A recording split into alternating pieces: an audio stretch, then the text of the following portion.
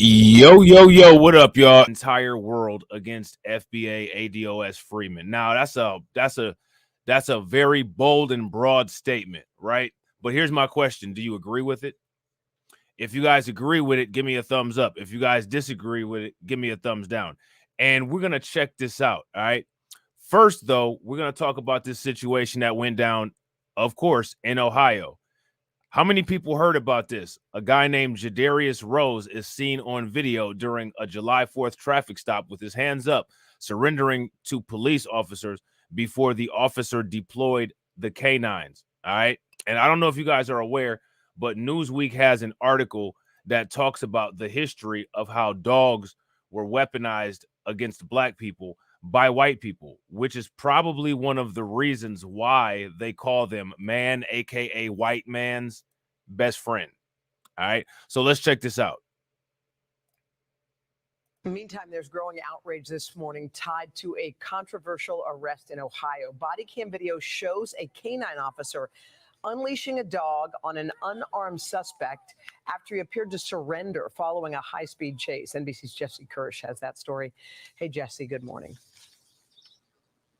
Hoda, good morning. Despite our repeated attempts to get comment from Circleville police, so far they're not sharing any. Now, I don't know if anybody is familiar with Circleville, but Circleville is the sticks.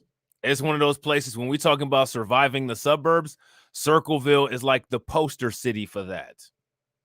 You guys can see when they put the map on the screen, it's almost dead in the center of the state. It's kind of close to Columbus. Let me see if I can. Yeah, it's kind of close to Columbus. Okay. Now, Columbus, Northeast Ohio, Toledo, Dayton, Cincinnati, metropolitan areas. The rest of the state is a damn sundown state. May as well be below the Mason-Dixon line. All right.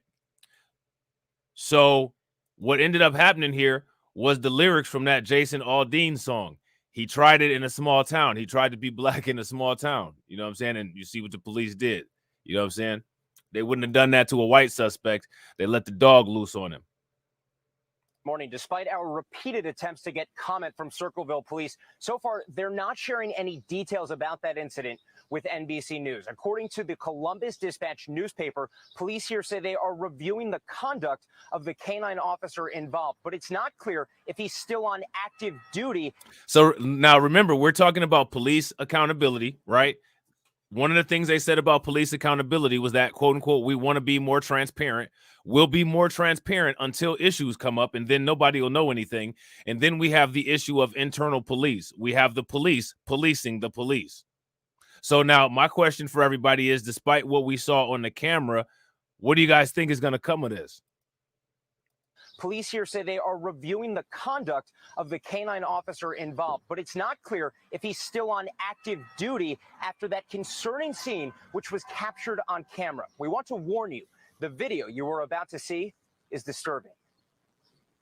Do not let them, don't release the dog. In this newly released police body camera video, you can hear a state trooper repeatedly warning a local officer. Do not release the dog with his hands up. But despite Jadarius D. Rose appearing to surrender. Now, you guys see this, right? So the police officer has a different agenda than the state trooper, which is interesting. You can see the state trooper telling the police officer not to deploy the dog, and the police officer then does what? He then deploys the dog. You know what I'm saying? Make that make sense. And real quick, ladies and gentlemen, shout out to everybody that's watching. We got 29 people watching, and we got 23 likes. If everybody could smash that like button and get us over 30, that would be great. You're a state trooper repeatedly warning a local officer. Do not release the dog with his hands up. But despite Jadarius D. Rose appearing to surrender to authorities, the canine officer still unleashed the dog on the unarmed black man. Get the dog off of me! In this edited body cam video released by the Ohio State Highway Patrol. So now you see 23-year-old the Highway Patrol people are like, get the dog off of him.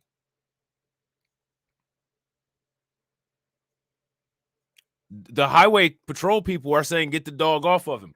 So now this is a very interesting situation that we have here. My question for you guys is, how do you think that this is going to turn out? Black man. Get the dog off of me! In this edited body cam video released by the Ohio State Highway Patrol, the 23-year-old cries out as officers move in. State police say the disturbing July 4th incident outside Columbus, Ohio, came after an attempted traffic stop, with Rose driving this semi-truck missing a left rear mud flap. Not sure what his problem is. Troopers chased Rose for nearly... So that's what he did. He tried to drive a semi through a small town, and he got Jason Aldeaned. So now anytime any stuff like this happens, we should call it getting Jason Aldeaned. Do you guys agree? If you guys agree, give me a thumbs up. If you disagree, give me a thumbs down. So this guy here, he drove through a small town of Circleville and got Jason Aldeaned. Now, let me ask you a question. Does anybody know what the population of Circleville is? Anybody that's in the comment section, if anybody wants to do a quick check on Wikipedia real quick and put the numbers in, that'd be great. What's the population of Circleville? So this guy was going to work. You know what I'm saying? He wasn't really doing anything. This is what they pulled him over for. His truck was missing a left rear mud flap. Now, let me ask you guys a question. How many white truck drivers do you think tried driving through that area in a small town? Just call it Aldeaned for short. Sound like a plan, Adrian. So he got Aldeaned. You know what I'm saying? Shout out to my man, AB Promotion. Make sure you guys throw some radiation emoji in the chat. Show AB Promotion some love. We got the first stream sponsor in the building. My man says, I think dollars. You know what I'm saying? And shout out to Jesse Paris. What's good with it, bro? So again, these are the lyrics of the song playing out. This is what happened when you black and you go through a small town. Now, I should actually sue Jason Aldean for intellectual property because, I mean, we talked about small towns. We had that series called Surviving the Suburbs, Surviving the Rural Areas. You know what I'm saying? So people have been warned about this kind of thing. Flap. Not sure what his problem is. Troopers chased Rose for nearly half an hour, repeatedly trying to deflate his tires before he finally pulled over. And shout out to Jesse Paris. All right. 14,106 people in 2021. Now, here's my question. Would you all consider that a small town? If you all would consider that a small town, give me a thumbs up in the comment section. If you wouldn't consider it a small town, then give me a thumbs down and let me know what population number you consider a small town. Got out of the truck. According to officials, Rose called 911 himself before exiting the truck and raising his hands. Come to me! You don't want bit! Come to me, man! That's when state police say a local Circleville, Ohio officer, Ryan Speakman, deployed his canine, which ran toward authorities before Speakman appeared to command the dog to specifically attack Rose. One state trooper walks away with her. So this police officer had the dog specifically attack the suspect. Specifically attack the suspect. So there's no way that we can get out of, oh, well, this was a joke. This was an accident. I didn't mean to do this. Everything captured here on tape. Everything captured here on video. Her hands to her face, while the state trooper who initially warned not to use the dog. Shout out to Jay Bird. What's up, bro? You said 3-4 more time. Police provided first aid to Rose, who was handcuffed. Just let the dog bite him. Authorities say Rose was treated at a local hospital and charged with failure to comply with order or signal of police officer. The Columbus NAACP. I mean, so he's still getting charged. He's still getting charged. And now let me ask you guys a question. After watching what the police did to him, can you see why he would have tried to get away from the police? If you can rationalize with him, well, he was like, I'm getting out of here, then give me a thumbs up. If you have no idea why he would have, ran from the police and that he should have just stayed because the police are law-abiding citizens themselves and they're only there to help you, well, then give me a thumbs down. President says the video reminds her of dogs being unleashed on civil rights activists in the 1960s. And she believes... I mean, I'm not trying to be funny, but that's exactly what it was like. again, remember, all of this 1960, this is all that tried in a small town, aka tried in a white town. You know what I'm saying? This would not have happened if the driver was white. That an officer would unleash. Now, here's my question, right? So now when white people listen to this, the first thing that they'll say is that we're race focused, right? But now here's my question. Where's some examples of something like this happening to a white person? Anybody have any examples? If you got any examples, throw the link in the chat. The dog on a black man that had his hands in the air and was on his knees. We were mortified by that behavior. The Columbus Dispatch quotes Shout out to area Jess Note and African Deneen. What's good with y'all? Heritage Association's leader as saying that trying, quote, to interject racial discord over this incident will not come from local citizens. We've reached out to Rose. He and his attorney are declining to comment, with records showing that he has been released from jail. We've also reached out to Officer Speakman for comment, but we have not heard back. Hoda? All right. So, of course, they haven't heard back. All right. So now here it says a police dog mauled a black man in Ohio during a July 4th traffic stop after he surrendered to authorities with his hands raised in the air following a lengthy pursuit, officials said. A motor carrier enforcement inspector with the Ohio State Highway Patrol tried to stop Jadarius Rose, who was 23, who was driving a semi-tractor trailer because it was missing a left rear mud flap, according to an incident report. Rose was traveling westbound on U.S. Route 35 and failed to stop for the inspector and troopers who were called in for help. Troopers deployed tire deflating devices called stop sticks on Rose's vehicle twice before it came to a stop on U.S. Route 23. Rose told a trooper who was instructing him to get out of his vehicle that he was on the phone with 911, according to the incident report. After several times of being ordered to exit the vehicle, the suspect exited the vehicle from the driver's side door, the incident report said. The driver was given orders to get down on the ground, and the suspect would not comply. Rose can be seen on video released by the Highway Patrol standing in front of troopers with his hands in the air. A Circleville police officer who has a dog can be heard telling Rose to go on the ground or you're going to get bit. Meanwhile, a trooper with Highway Patrol tells Rose to come to me. So now, again, he's also getting conflicting orders. So you got the police department telling him to get on the ground, and you got the Highway Patrol telling him to come to him. Shout out to my man Bronze the God. What's good with it? And what's up with it, DSB? Shout out to Black Knight Discussions. What's good with you? You see that?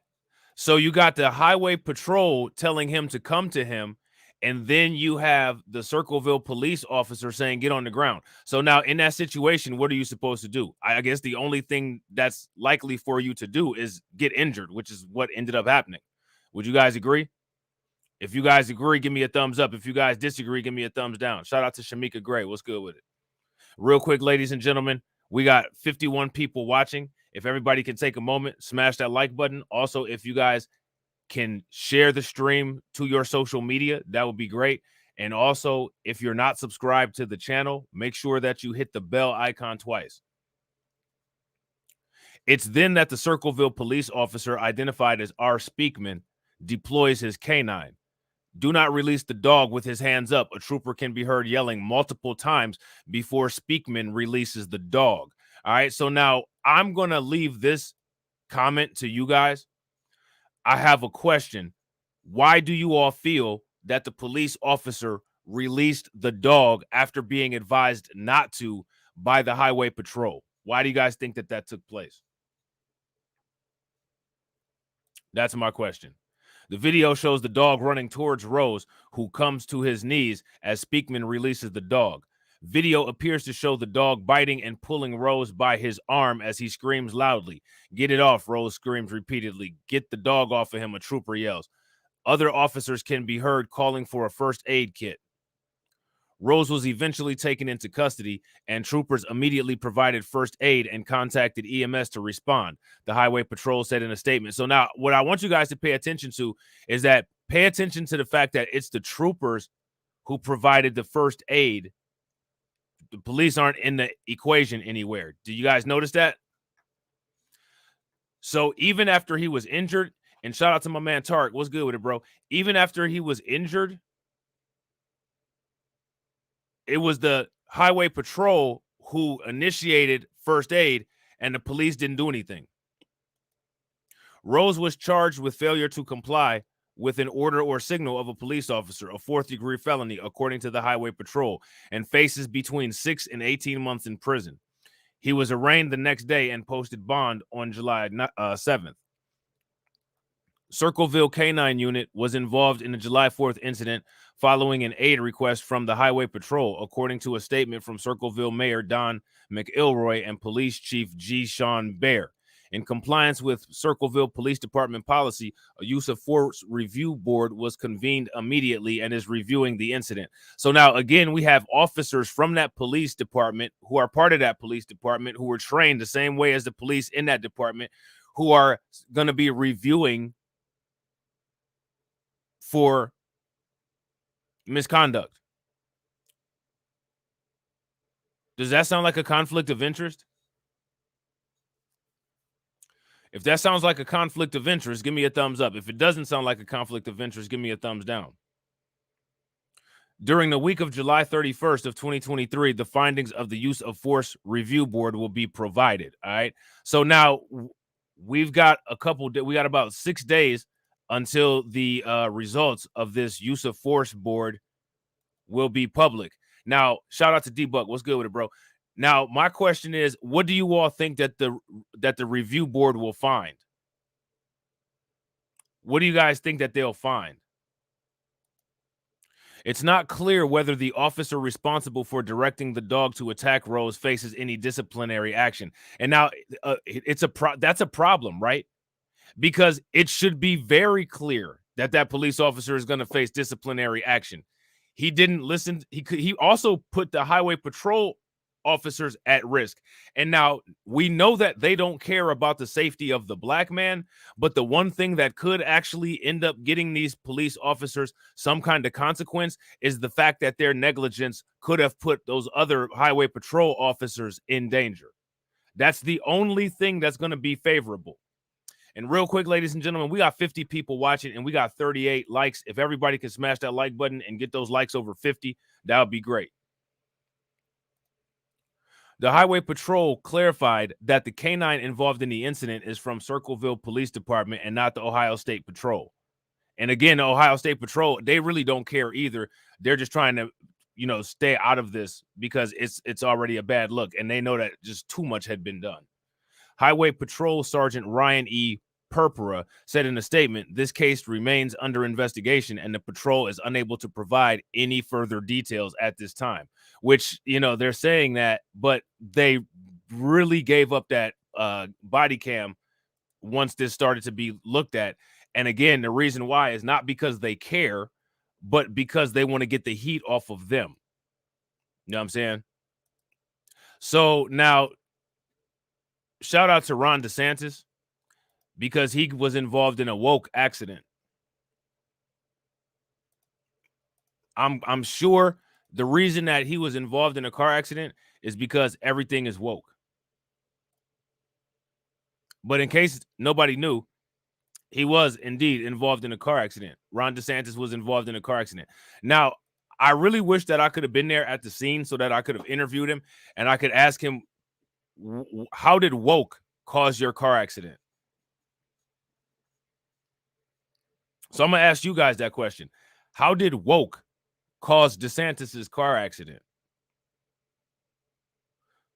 So now here it says Republican presidential candidate Ron DeSantis was in a car accident Tuesday morning. So this morning, all right, this article here came out July 25th at 8:59 a.m. The car accident occurred while DeSantis was en route to an event in Chattanooga, Tennessee. He was uninjured, campaign press secretary Byron Griffin said. So now I bet you if you ask Ron DeSantis, he's such an idiot that he would say because there were black people on the freeway has become woke, and that's how the car accident ensued. Yeah, exactly. Because the street is black and it caused the accident. So one thing that we need to use now is we need to make sure that we use an abundance of white paint We need to make sure that we use gray top instead of black top because, you know, if we use black top, it's just going to make all the white people feel bad.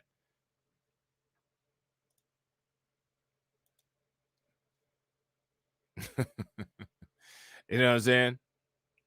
This morning, the governor was in a car accident while traveling to an event in Chattanooga, Tennessee, Griffin said in a statement. He and his team are uninjured. We appreciate the prayers and well wishes of the nation for his continued protection while on the campaign trail, he added. Well, apparently, I don't think that anybody's trying to harm him. Ron DeSantis only needs protection from himself. You know what I'm saying? Try not driving, Ron, and maybe you'll be okay, you idiot. You know what I'm saying? So now Fox News came out with an interesting article, and it says that Biden is blowing off black voters. You know what I'm saying? You know, those Biden boys love blow. You know what I'm saying? Hunter Biden loves just doing blow in general, and Biden loves blowing black people off. Biden is blowing off black voters, a reparations activist say. The president needs to act. All right. So now there's people in this comment section here who follow some of the individuals who will be talked about in this article on YouTube. You know what I'm saying? So shout out to those people who enjoy those people's content that will be aforementioned on YouTube. You know what I'm saying?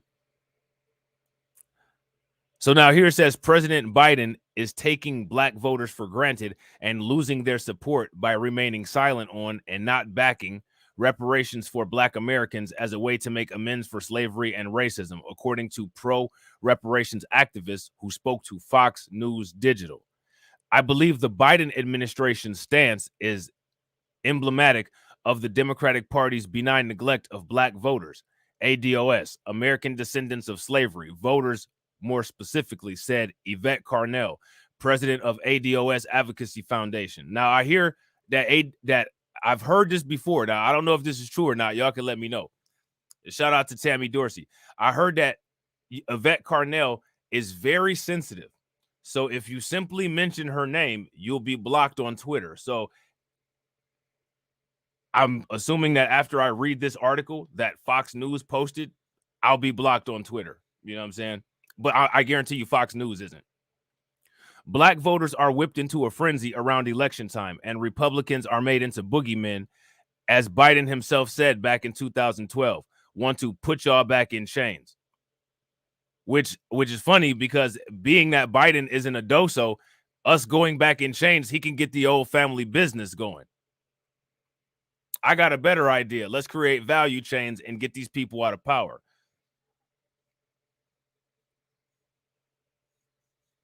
Shout out to Deneen. Deneen said DeSantis's lawyer defined woke as the belief that systemic inequalities exist and that they should be addressed. I mean, that sounds about right. Do you guys agree with Ron DeSantis's lawyer's definition of woke? They should have got him to define what woke was instead of that. What was that chick's name? Bethany Mandel. Oh, it's not true. Yvette is straight. Okay. I'm not sure. I don't really follow her content. I'm not too familiar with her. This is just what I heard. So I just want to make sure that, you know, all I'm doing is reading the article. You know how overly sensitive people can be. You mention somebody's name, you'll get a bunch of videos made about you for the next 12 months. You know what I'm saying? I just don't want that. I don't have time for that shit. You know what I'm saying? So now here it said it's fear mongering rather than offering a reparations framework or a transformative black agenda that we can actually get excited about. And so far, everything that she said, I agree with. You know what I'm saying? So far, everything that she said, I agree with. Real quick, ladies and gentlemen, make sure you guys show some love to Val Williams with the $5 super chat. We got another stream sponsor. So make sure you guys throw some radiation emoji in the chat. Definitely appreciate it, Val. So now here it says Biden is facing increased pressure to use his authority to either support legislation or unilaterally enact proposals that would advance efforts to give out reparations, especially as the campaign for cities and states to pay reparations gains major momentum across the country. At the federal level, meanwhile, lawmakers have introduced their own measures. Most recently, Representative Cori Bush, a Democrat from Missouri, introduced a proposal in May to pay $14 trillion to compensate for what she believes are quote-unquote racist government policies that created a wealth gap between black and white people. While critics have dismissed the proposal as absurd and unrealistic, supporters argue it sends an important message. So now here's my question. How many people heard about this proposal that Cori Bush made? And real quick, ladies and gentlemen, make sure you guys show some love. Throw some radiation emoji in the chat for Carla with the $5 super sticker. Definitely appreciate it. Shout out to you guys. I appreciate you guys. We got 3 stream sponsors so far. We got AB Promotions. Show him some love. We got Val Williams, and we got Carla. That's what's up.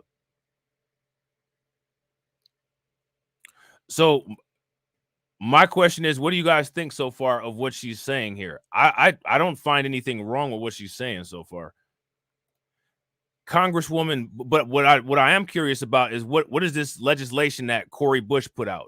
Has anybody heard of it? Because the last thing I heard about with Cori Bush was she was sitting up there putting on Twitter, racial justice is climate justice, which I completely disagree with. Except for if you're talking about Jason Aldean, he got climate justice on that stage, didn't he? Didn't Jason Aldean got climate justice up on that stage, didn't he? Now that was some real climate justice, but I don't think that's what Cori Bush talking about. Congresswoman Bush's legislation challenges the notion that reparations for black people have to wait for the right political moment and aren't feasible, says Dreesen Heath, an activist and reparations expert who for years worked as a researcher at Human Rights Watch. The American public should read through the entire proposal to identify the long range of government-sanctioned harms on Black America and how that has affected the healthiness of the country at large. Now, here's my question, right? This right here, this is SBE. And I agree with Deneen. This is all performative. This is SBE. This is shame, blame, and explain. You're telling these people that they need to read something that's common sense. If they wanted to read it, they would have picked it up and read it. One thing they want to do is they want to support Joe Rogan saying the N-word on Rumble. One thing that they want to do is get Black history out of school. If they wanted to read this stuff, if they wanted to do research about it, if they wanted to find out about it, then they would, right? If you guys agree, give me a thumbs up. If you guys disagree, give me a thumbs down. And shout out to Miss Jazzy. What's good? What's up with it, Oil King? What's going on, bro? So now here it says Congresswoman Bush's proposal details the impact of chattel slavery and living legacies such as, there we go, Congresswoman Bush with this BS, living legacies such as environmental racism, lower life expectancy rates, maternal and infant mortality rates, over-policing, over-incarceration, and predatory lending. So again, we got Cori Bush. This is one of the reasons why got to get rid of the Democrats. Got to get rid of the Democrats.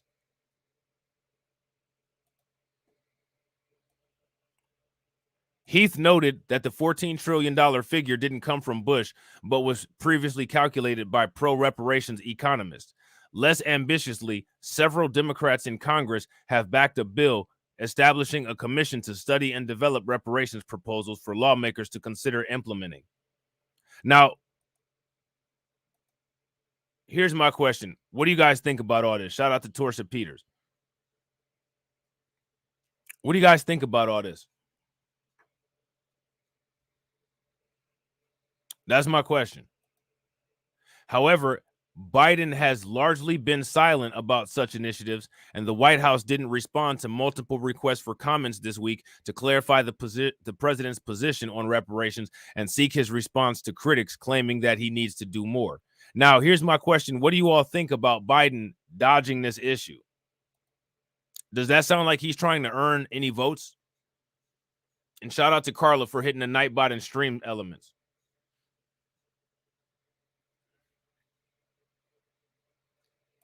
Does it sound like Joe Biden is trying to get any votes from black people?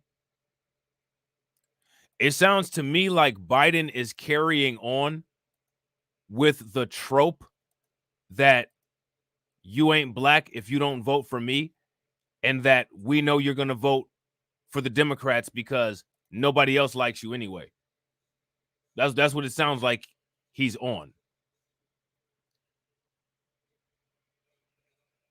So my thing is, I really hope that history doesn't repeat itself and that people continue to vote Democrat after we're witnessing it so bad.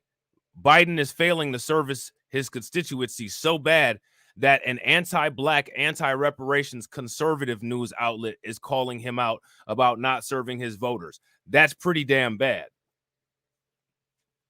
Shout out to old grandma. What's good with it? Would you guys agree? If you guys agree, give me a thumbs up. If you guys disagree, give me a thumbs down. So now here it says, however, the White House has previously indicated Biden supports studying. And of course, we know that because studying doesn't mean any money comes out. However, the White House has previously indicated Biden supports studying potential reparations for Black Americans, but stops short of saying he'd back a bill introduced in Congress that would create such a commission. So now, what does that say? I need everybody in the comment section to translate that for me. Shout out to Black Spider. What's good with it?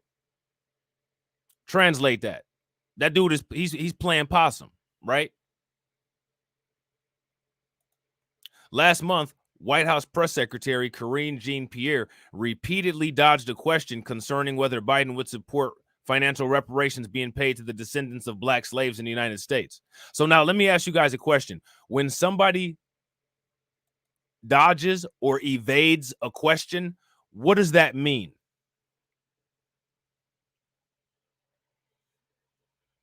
When somebody dodges or evades a question, what does that mean, ladies and gentlemen? That's the question.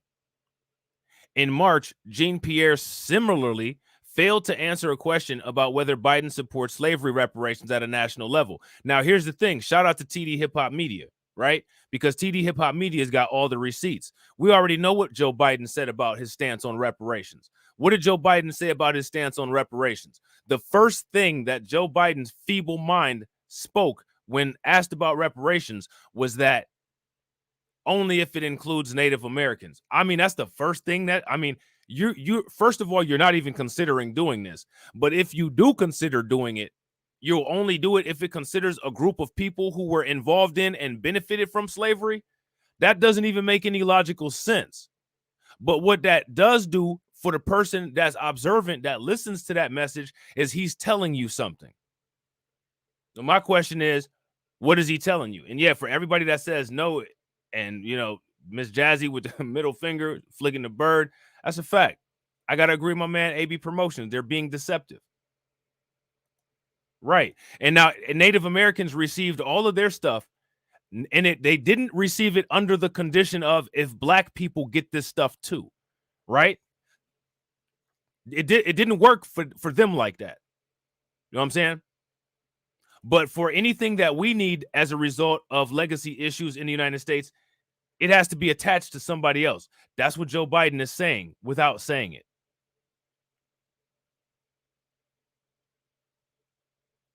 And I got to agree with Deneen. They're probably using Cori Bush. Big facts. Big facts. So now here it says, throughout this time, racial justice groups and some Democrats have been pushing Biden to establish a national reparations committee by executive order. So far, to no avail. So now let's pump the brakes and pull out some old receipts. All right. When we asked about executive orders before, shout out to Lucy. What's good with it, Lucy? And shout out to Michael R. What's good with it, bro? When we were talking about executive orders before and the Zoom call was leaked, what did he say on the Zoom call about executive orders? What did he say on the Zoom call about executive orders? And shout out to everybody that's watching. We got 60 people in the room and we got 48 likes. If everybody could smash that like button and get those likes over 60, that'd be great. The lack of both words and actions has led to frustrations among those who support reparations, which I'm pretty sure is everybody in the chat. If you support reparations, throw some flames in the comment section. I'm pretty sure everybody watching this live stream right now supports reparations. So what that means is that at the very minimum, there should be at least 58 people who don't support Biden in the upcoming election, right? And I got to agree with Deneen. Deneen says, where's my cut of Native American reparations? Where's our cut of anybody's reparations? LGBTQ tax breaks, money that goes to other countries. Where's our cut of that? Anytime anything is designated towards us, there has to be a cut given to somebody else. Now, what I find interesting is that when they talk about crime statistics, when they say 13% of the population commits 55% of the crime, they never cut that up, do they? When they talk about the single mother rate or the single father rate, they never cut that up, do they? So that's interesting, right? But also, it's not that interesting. It should tell you exactly what time that the United States is on. And I think one of the things that people need to start doing is start dealing with the United States for exactly who they are, and what they're doing.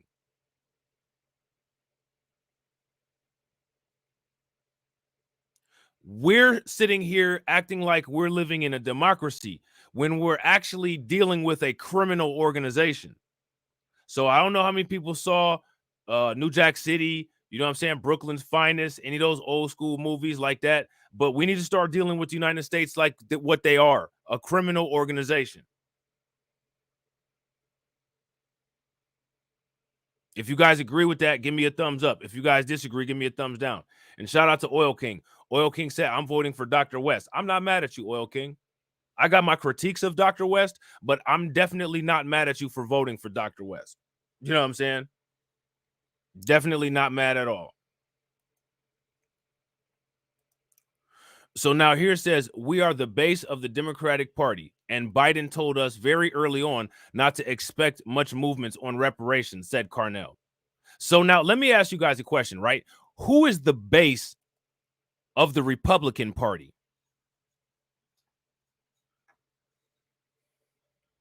Who's the base of the Republican Party? Anybody know who the base of the Republican Party is? What I want you guys to do is I want you guys to pay attention to how Republican candidates lean into and even go to extreme measures of what their constituents want. We're going to make the United States as anti-black as possible. We're going to legalize the N-word. We're going to take black history out of schools. You know what I'm saying? We're going to bring back slavery. We're going to get Jim Crow popping off. The Republicans do all of this stuff, right? When you come to my rally, you don't have to bring an American flag. If all you have is a Confederate flag, and, I know everybody's a Christian, but if the only thing you can find is a cross that's on fire, you can bring that too. And, hey, and if you don't have any of that stuff, by all means, you can wear your SS attire and your Fourth Reich stuff, right?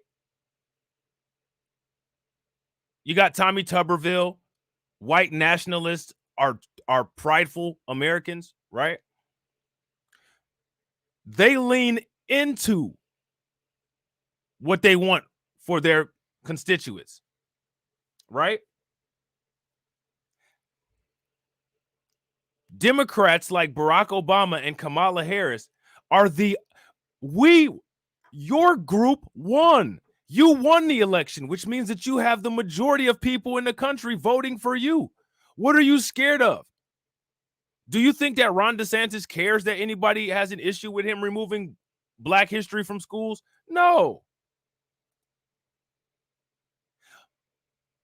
The Democrats have the majority of every aspect of the government right now, which means that they should have total control.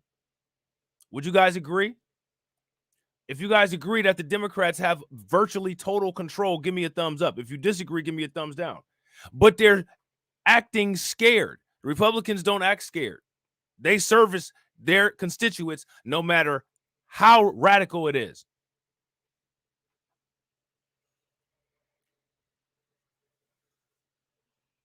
We need to ask the Republicans, why don't they service their most loyal base the same way the conservatives service their most loyal base? Shout out to the 6'4". What's good with it, bro? Would you guys agree that that's a fair question? We know the answer, but we need to push the question still while doing other things. You know what I'm saying? So now here it says that tells me he doesn't take the black vote serious. And I mean, she's right. I mean, I agree with what Yvette Carnell is saying here. You know what I'm saying?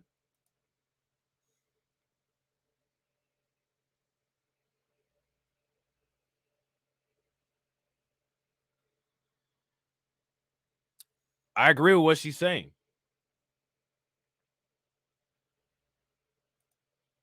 He takes it for granted. It's obvious to anyone watching that President Biden views the black vote as a captured vote to which he doesn't owe any exchange. And I mean, again, she's spot on with this assessment.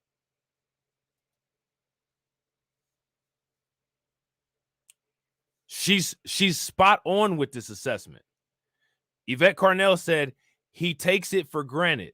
It's obvious to anyone watching that President Biden views the black vote as a captured vote to which he doesn't owe any exchange. Is there anybody in here that disagrees with that last sentence? I agree with that 100%. She's absolutely right. Heath called on Biden to create a reparations commission by executive order, saying his lack of actions is losing him support among black voters. And honestly, that's good, right? Shout out to black voters, because he should be losing support if he's ignoring his voter base. That's exactly what's supposed to happen. You don't get anything for free. See, these people sit up here and talk about it's us that want all this stuff for free when it's actually them that want all this stuff for free. His son is a con artist getting all that free money from the Burisma, from the Ukrainian gas company. He's getting free votes. Now it's time to shut that stuff down. You got to pay to play, which means you got to pay us with policy if you want us to play. The Biden administration can issue an executive order today setting up a federal reparations commission, she said. Black voters continue to identify unkept promises from Biden and are less enthusiastic about his leadership because of what he has not delivered on, including reparations. The majority of Black Americans support reparations. And shout out to Professor Black Truth, because Professor Black Truth did a video where they were talking about a Pew Research study. You guys remember that? If you guys remember that video that Professor Black Truth did where he talked about that Pew Research study on reparations, give me a thumbs up. And he was right. It showed that most Black Americans, including Black conservatives, support reparations. Shout out to Dark Titan. Leaders have to be held accountable for unkept promises. They can't coerce support and then not deliver. It's that simple. Facts. Heath explained that Biden ran on a campaign promise to address systemic racism and the continuing impacts of slavery by supporting a study of reparations, which, again, this is not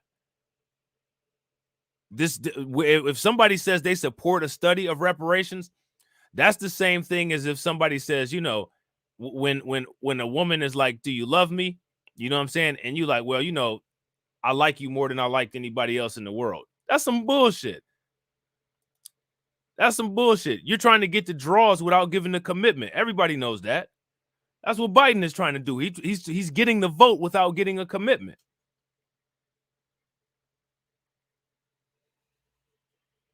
You know what I'm saying? Would you guys agree? noting multiple press secretaries have gone on record during the Biden administration to say that the president supports a study of reparations. Again, people need to get away from this talk about studies and get with the actual action of you need to only be calculating an amount and then starting to pay out money. You know what I'm saying? There's been enough studies. All you got to do is read a Dr. Claude Anderson book. That's good enough. yeah. I support a study on our relationship. I don't support no wedding. I don't support no ring or nothing like that. You know what I'm saying? But, you know, I support a study on our relationship. We can examine how good things are every day. You know what I'm saying? Starting with, you know what I'm saying, bedroom activity. But, you know, as far as a wedding, that we might be moving a little bit too fast for that. You know what I'm saying? Hold on now. We might be moving a little bit too fast for that. Man, ain't nothing, but that's nothing but game. That's nothing but game. You know what I'm saying? Joe Biden running prom night, talking points on people, man. This is high school stuff. Given it's dead on arrival in Congress, Biden needs to act, she said. The political gatekeeping of this issue is detrimental to the well-being of the Black community and our country at large. While many voices are demanding executive action by Biden, others argue he should instead focus on throwing his weight behind legislation. I mean, my thing is, why can't he do both? You can't multitask, my dude? I mean, I wouldn't doubt it that you can't, but I'm just saying. Hadrian said, let's take a poll in the bedroom. Right. You know what I'm saying? You can slide down it. You know what I'm saying? But that's as far as it. And then once you do that, we're going to study the data.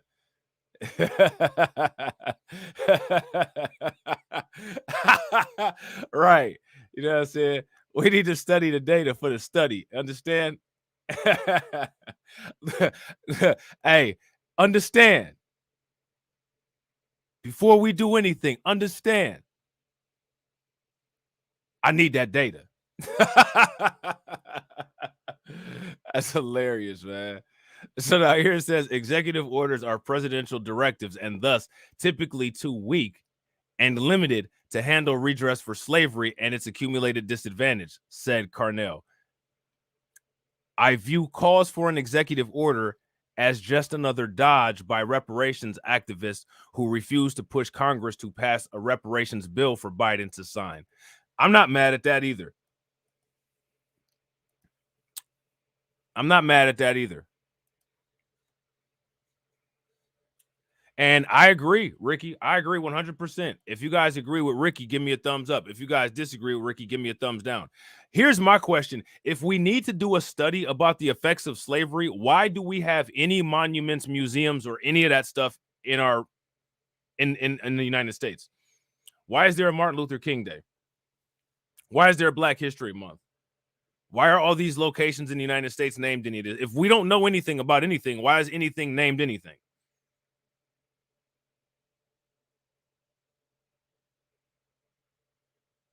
I mean, what is it? What is it exactly that needs to be studied?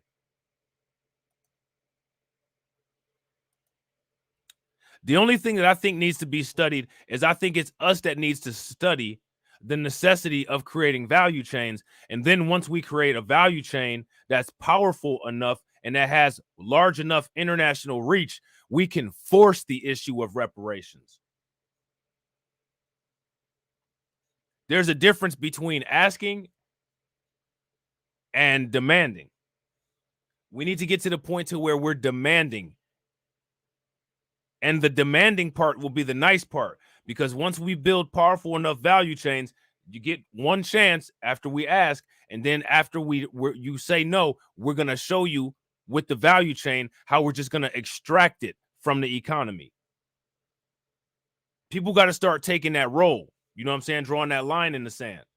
We're not taking no for an answer. We're going to get it by any means necessary, whether you like it or not.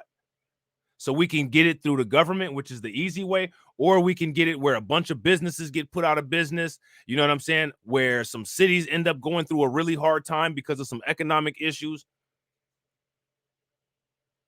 We can do it an easy way where things flow fluidly, or we can do it a hard way where a lot of stuff goes bad.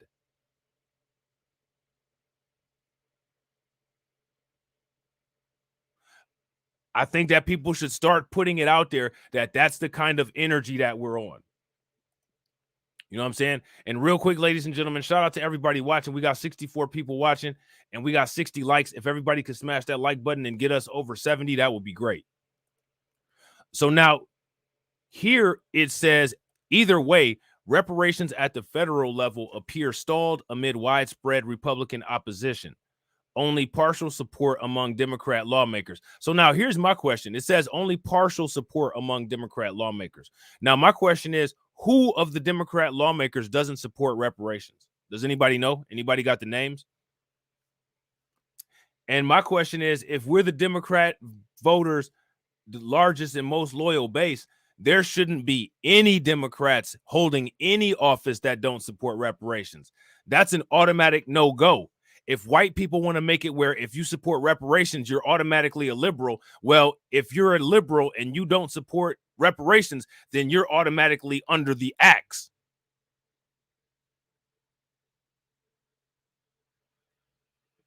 We don't have time for negotiation when people are up here trying to run a dictatorship.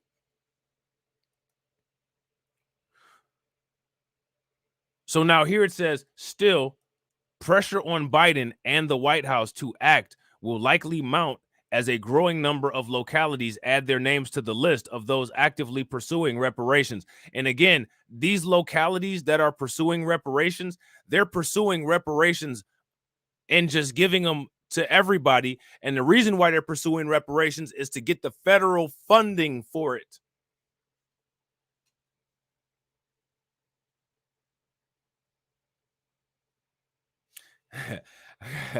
Carlton said, I thought the Democrats were our friends. And yeah, they them kind of friends that be like, yeah, let me borrow $100. I'll pay you back tomorrow. And then when tomorrow comes, they be like, let me borrow $100 more. I'll pay you back the next day. You know what I'm saying? That's the Democrats right there. The latest example is Ann Arbor, home of sprawling University of Michigan. Local outlet MLive obtained emails from city council members revealing that they've been considering reparations for several months. How many people heard about that? The latest example is Ann Arbor, home of sprawling University of Michigan. Local outlet MLive obtained emails from city council members revealing that they've been considering reparations for months. Were you guys aware that they were planning on doing something like this in Michigan?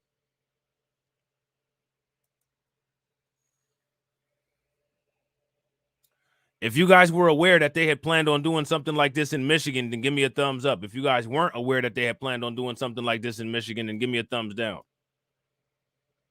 As I previously shared with you, one of my main priorities on council has been to start a task force to help the city identify how we can pay reparations to the Black community.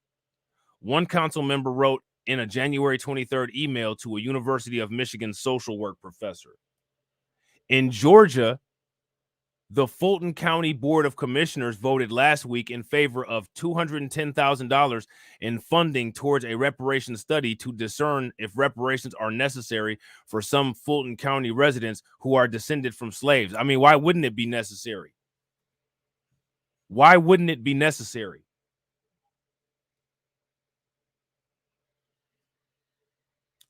That's my question. And in New York City, and we're going to be talking about New York City next, the Department of Health is reportedly pushing reparations as an answer to racial and wealth inequities among New Yorkers. So now we got Mayor Eric Adams. Yeah, we about to get y'all together with a couple reparations checks over here, a little bit of free C-19 shots. You already know it's about to be some bullshit. You already know this is about to be a whole hot mess and nothing but nonsense. This New York stuff, but we're gonna check it out. Across the country, several other towns, counties, and cities have in recent months been considering or taking concrete steps to implement reparations. However, the Chicago suburb of Evanston recently took the unprecedented step of becoming the first city to actually start paying. So now my question is, how many people know about what's going on in Evanston? And is it actual reparations or is it some nonsense that people are just calling reparations? Do you guys know how many people have seen it? And shout out to everybody that's watching. We got 71 people in the building. Shout out to all 71 people in the building. If everybody could take a moment and smash that like button and get our likes over 80, that would be great. Yeah, exactly. What about that issue? Tulsa survivors can't get reparations. Shout out to my man RG Titan. What's good with it, bro? So now here it says city staff have met with 48 recipients who are each eligible for the reparations, and 16 of them have received payments this week. So now again, they haven't defined who's qualified for these and why they're getting them.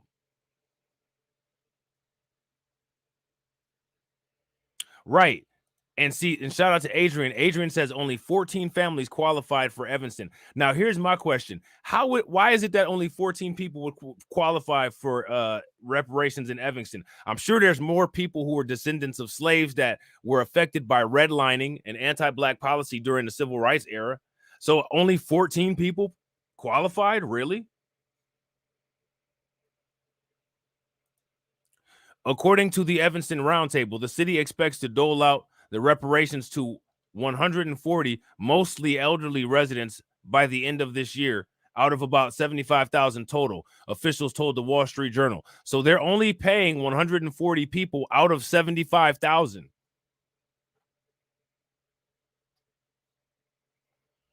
Right. So basically what Carlton is saying is that they're paying the people in Evanston to get their homes remodeled so that they can then kick them out, gentrify the place, after they raise the property tax to where it's unaffordable, which is one of the reasons why I tell people pay very close attention when it comes to these financial compensations, because a lot of this stuff can be quantitatively eased, which is one of the reasons why I advocate for building strong value chains so that we have some sort of purchasing power protection. PPP, purchasing power protection. You know what I'm saying?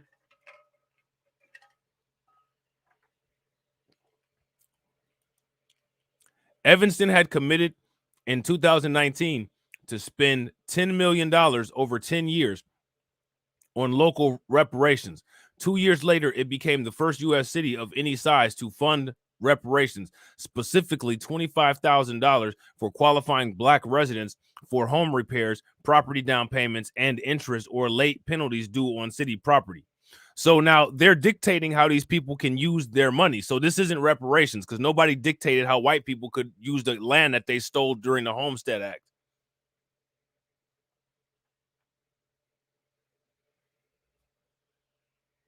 Who dictated how white people could use their land during the Homestead Act?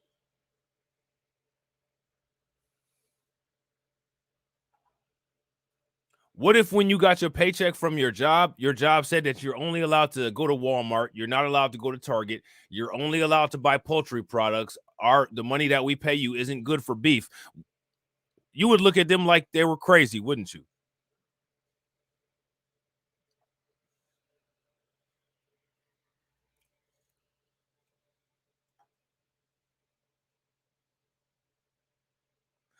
So now what we're looking at is large scale political trolling. Would you guys agree?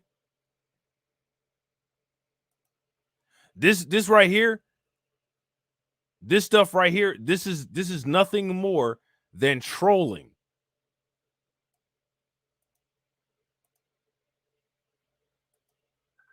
At the state level, meanwhile, the legislator in New York passed a bill last month that would create a commission to study the effects of slavery and racial discrimination at the Empire State and make recommendations for potential reparations, such as restitution payments from the government. The commission's recommendations would be non-binding, meaning the legislator would decide whether to take them up for a vote.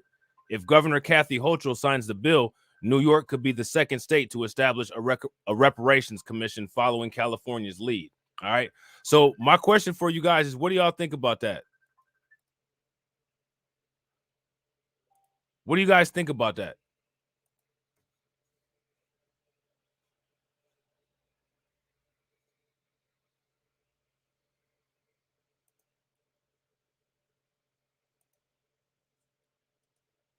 At the state level, meanwhile, the legislator in New York passed a bill last month that would create a commission to study the effects of slavery and racial discrimination in the Empire State and make recommendations for potential reparations such as restitution payments from the government. The commission's recommendations would be non-binding, meaning the legislator would decide whether to take them up for a vote. If Governor Kathy Hochul signs the bill, New York would be the second state to establish a reparations commission following California's lead. So now, how many people knew about this bill that New York passed? If you knew about this bill that New York passed, give me a thumbs up. If y'all didn't know about this bill that New York passed, give me a thumbs down.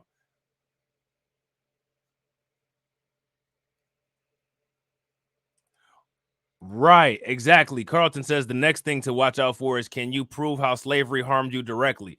This will be their gotcha moment. Well, actually, we can prove how slavery affected us directly. Our last name.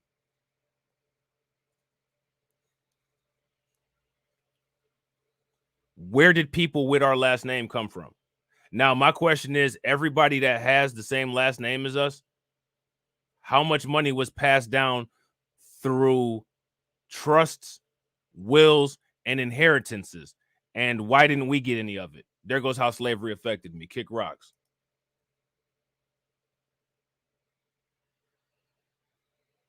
You know what I'm saying? Kick rocks.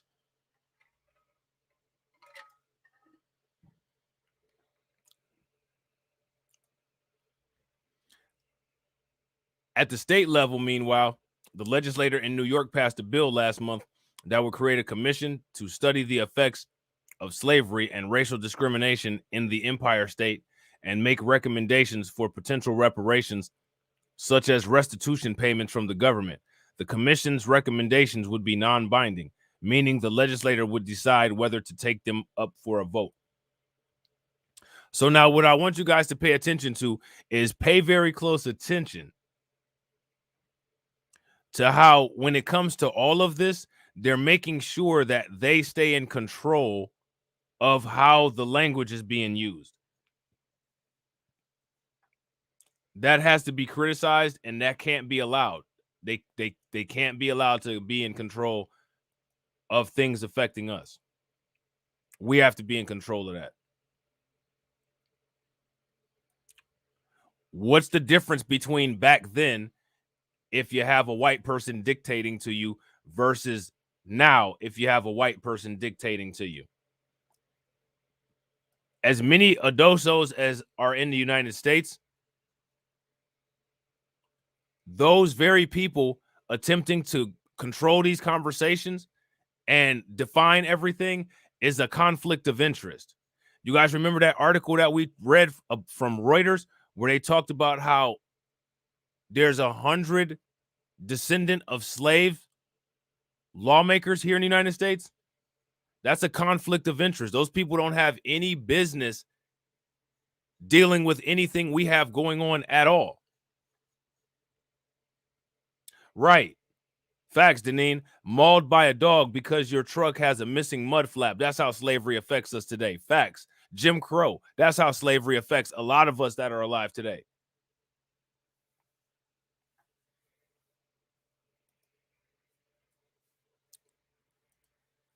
For any question that these clowns can answer, I have a anvil-sized answer to drop on them and then turn it a little bit. You guys ever stepped on a bug and then like turned your shoe a little bit?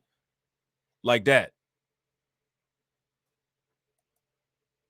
So now here it says, late last month, California's reparations task force released its final recommendation for the state legislator to consider and potentially send the governor's desk to be signed into law. In its approximately 1,000-page report, the task force proposed dozens of statewide policies and ways to calculate monetary reparations designed to redress slavery and historical injustices against Black Americans. The panel estimated the minimum dollar amount in harm that California has caused or could have prevented totals at least $1 million per eligible Black Californian. Beyond cash payments, the task force recommended a variety of other reparations proposals, such as ending the prosecution of low-level crimes. And again, they got to get this out of here. Something else could be put in here. This kind of shit right here is a criminal justice issue, and criminal justice issues are not inherently black issues. Criminal justice is an American issue. Look at all the nonviolent marijuana offenders that have been released from Michigan prisons who have gone on to start successful marijuana farms. Are any of them black?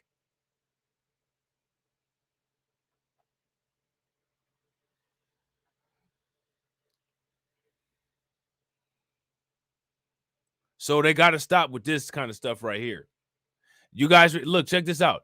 That the ending of prosecution of low-level crimes, that serial killer in Portland that Professor Black Truth talked about in that Friday crime report, he got released early from prison in a state with a Democratic governor. And that's a white dude. If you're going to address criminal justice as an American issue.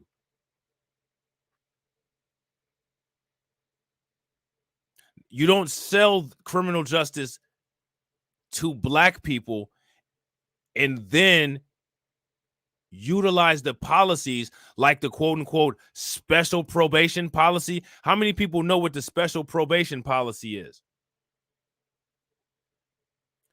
There was a woman in Connecticut, a white woman, that spit on a black lady's face during a protest.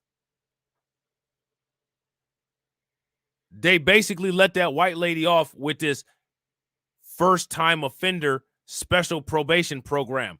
That's the kind of stuff that these kind of criminal justice programs do. The criminal justice programs create programs to give people a slap on the wrist, and then they turn around and give people a slap on the wrist for harming you. How many people did they give a special probation program to for assaulting AAPI people?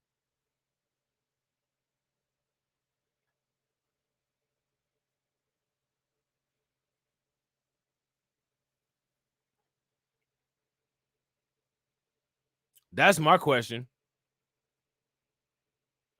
And mandating anti-bias training. Again, anti-bias training doesn't do anything. You know how much money that the people that teach the anti-bias training make, and none of them are black? I did a video about that long time ago on Blacklight Revelations 1. None of those people that teach those anti-bias classes are even black. And honestly, I don't care if people do have biases. You need to learn, if you need to learn to deal with your biases on your own. Nobody about to baby you through life. If you decide to call the wrong person the N-word and you get washed for it, that's on you. I don't care. Try it in a small town, right? Try it in the hood. You know what I'm saying? I don't care about your bias.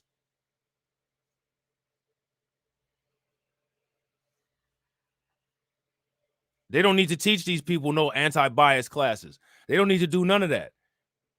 People need to get anti-bias repercussions when they come out of pocket. You know what I'm saying? Try it in the hood.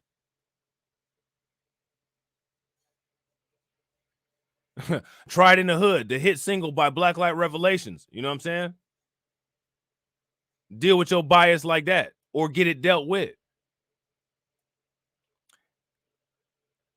Look at this. Mandating anti-bias training as a graduate requirement for medical school, among other measures. What's that going to do? Who is that going to help? You know, this got 1,023 comments, man. You know these people, wow. And there's 11 people looking at this right now. 11 people watching this damn comment section. It's more. There's people on YouTube that don't even get 11 people in their live streams, and there's 11 people viewing this comment section. This is the reason why I show people this stuff.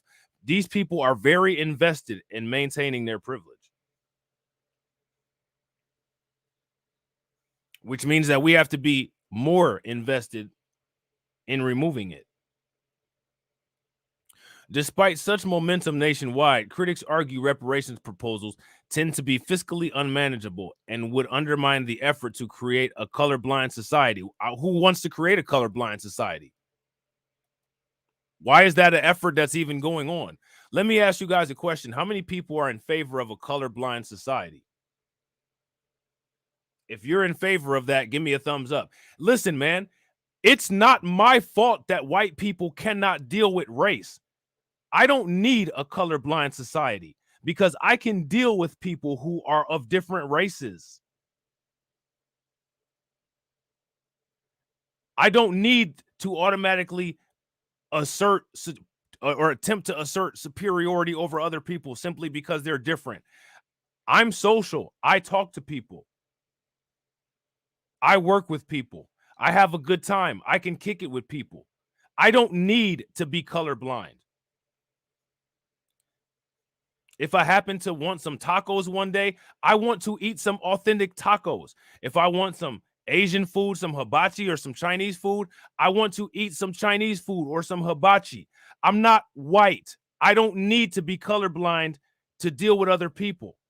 That's a deficiency. That's a problem. Then that's a you problem that you need to deal with.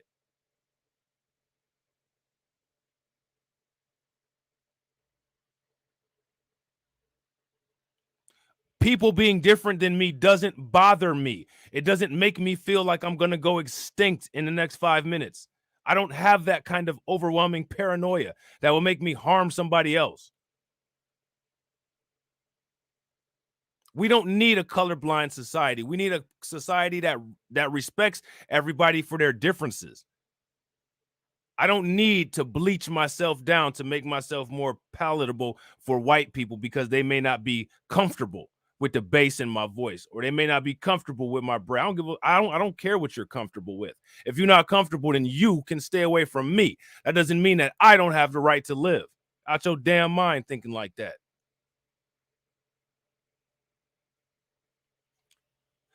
Colorblind basically means turn everybody into a white person to make white people comfortable. No. The hell? If you were colorblind, then that means that the only people that can be seen are white people because white people don't have any color, allegedly. Which means that, again, this is just the bleaching of America. Man, get the hell out of here with that BS, man. Ain't nobody on that.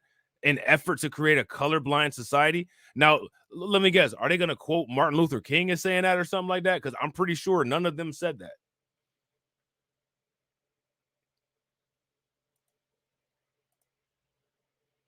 I'm pretty sure none of them said that. Like, if I want to go somewhere to see another culture or to enjoy another culture, I don't want to go to a colorblind place. I'm going there for that culture. I just don't happen to be going there to exploit it like Europeans have a legacy of doing. I don't need any kind of colorblind anything. I'm fine. You know what I'm saying? Most of the world don't need no colorblind anything. The problem with most of the world is that most of the world is already falling too deep into WS indoctrination, so they're just too far gone. You know what I'm saying? So now here it says, some also said it doesn't make sense to have people who never owned slaves pay money to people who were never slaves as a way to atone for slavery. Actually, it makes perfect sense. The people who aren't slaves today, they sure are beneficiaries of privilege today. And we sure are beneficiary of legacy stereotypes. We sure are beneficiaries of negative stereotypes like Birth of a Nation. And somebody sure as hell got rich off of Birth of a Nation. However, many activists and politicians argue the lingering effects of anti-Black discrimination still remain. And again, argue? We got ADOSOs as the majority of the government. Are you serious? It's so bad now to the point where we got ADOSOs calling out other ADOSOs. You got Mitch McConnell you got racist ass Mitch McConnell sitting up here telling Ron DeSantis, you doing too much. Are you serious? It's really bad now. Real quick, ladies and gentlemen, shout out to my man Moxie Approve. What's good with it, bro? Make sure you guys throw some radiation emoji in the chat and show some love to my man Moxie Approve. Yo, Moxie, throw your link in the chat. Make sure y'all go subscribe to my man Moxie's channel too. Great content creator. Great brother, great content creator. You know what I'm saying?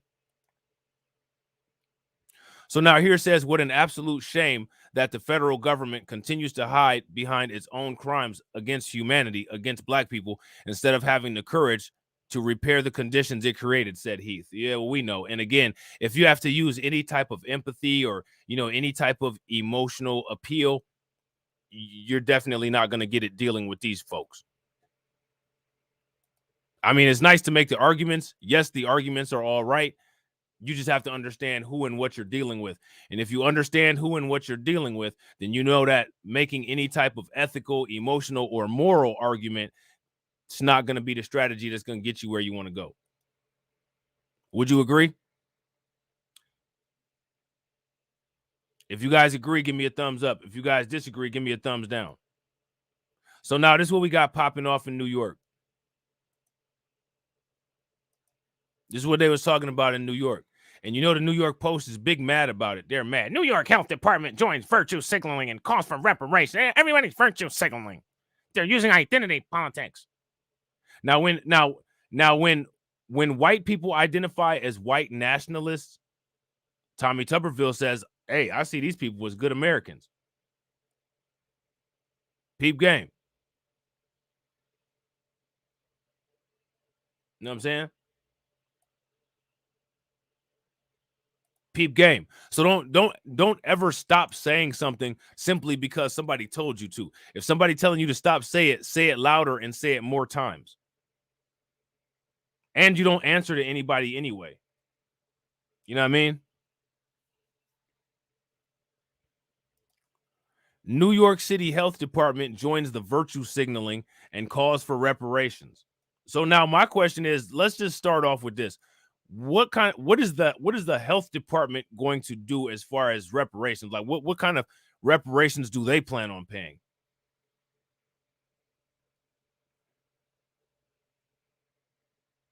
What kind of reparations the health department going to pay? What are they going to do? New York's reparations train continues to gain steam. Now the city Department of Health is getting in on the act. A report by the DOH released with the Federal Reserve Bank analyzing the racial wealth gap and implications for health equity pushes reparations to seek acknowledgement, redress, and closure for America's complicity in federal, state, and local policies that have deprived Black Americans of equitable access to wealth and wealth-building opportunities. It claims a reparations program, such as a federally paid cash to Black descendants of enslaved people, would eliminate the Black-white wealth gap. Now, here's my thing. I think that we are owed reparations, but I don't think that it's going to eliminate the Black-white wealth gap. Initially, honestly, if you ask me, it'll make the racial wealth gap bigger. Initially. Now, here's my question. Is anybody surprised that I said that? When people get mad, oh, you talking crazy, you off code. No, I'm not off code. I'm doing math.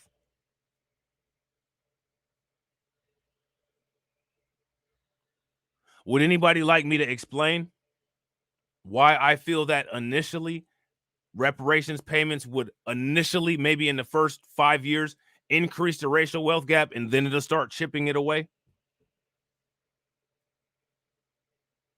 Anybody want to know my logic behind my assumption of that?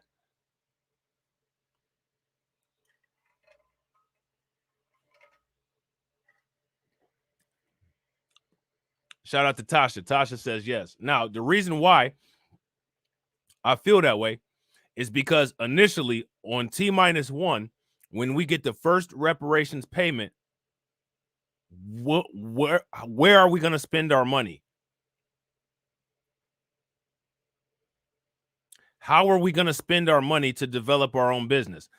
Unless we already have value chains, businesses, and enterprises set up initially, right?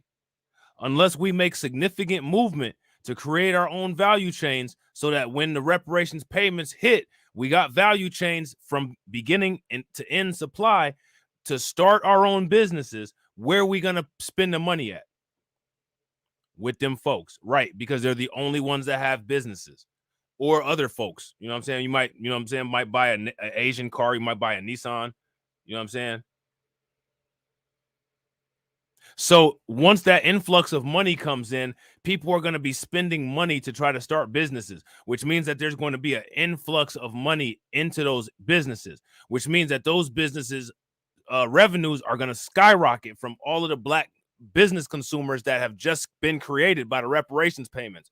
So initially, the racial wealth gap will get bigger. But then as black people use that money to develop the value chains and start doing business amongst themselves, I would hope that it starts to go in reverse and shrink. You know what I'm saying? And again, that's just an opinion, but I don't see how the numbers could work any other way. Unless by the time we get a reparations payment, we already have solid existing value chains where everything we need from manufacturer to consumer, we already have that supply chain in place, which I don't know if that'll be a thing or not, because nobody's even talking about that kind of stuff. You know what I'm saying? So initially, you know what I'm saying, instead of and it is fact. Listen, Mama Zeke, you are absolutely 110% correct. Reparations would be the biggest stimulus check for everybody else that the United States has ever seen.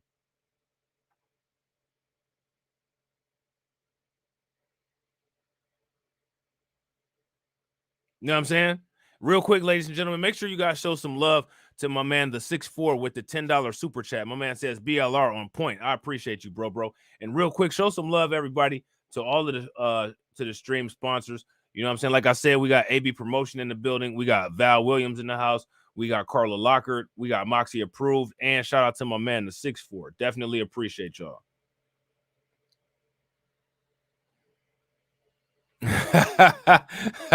Carlton said we got to factor the Maury crowd reparations spend. They might not have plans on building anything. They're gonna have to, yeah. You know what I'm saying? We need to set up a trust fund for them and just take the money. You know what I'm saying? So now here it says City Health Czar Ashwin Vasan has endorsed discussing the idea, though how it would address health inequity. So now we're talking about health inequity. So now we're going away from cash payments, which means that once we've moved away from cash payments, we're no longer talking about reparations. Now we're talking about a government stimulus. And that's what people need to start making clear. Hey, I don't know what you're talking about as far as this stuff with some health inequities and all of this, but this don't have anything to do with what we're talking about. Now, if you want to do this, that is what it is. Don't try to add that as a bullet point into reparations, because it's not.